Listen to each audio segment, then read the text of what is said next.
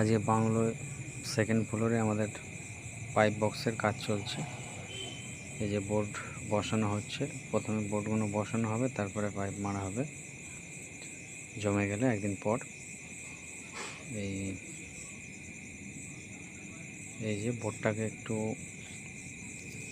হালকা করে ছিটে নিচ্ছে ইটটা, বোর্ডটার আবার হয়ে গেলে বোর্ডটা লাগানো হবে। এই যে প্রায় বোর্ড বসানো কমপ্লিট।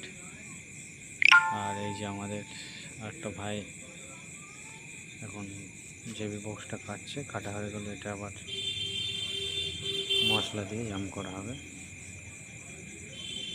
এই যে এদিকে ইটটা প্রায় কাটিং হয়ে গেল, হওয়ার পরে এই বোর্ডটা বসাচ্ছি, মশলা দিয়ে টাইট করা হবে ভালোভাবে। টাইট হওয়ার পরে আবার পাইপ মারা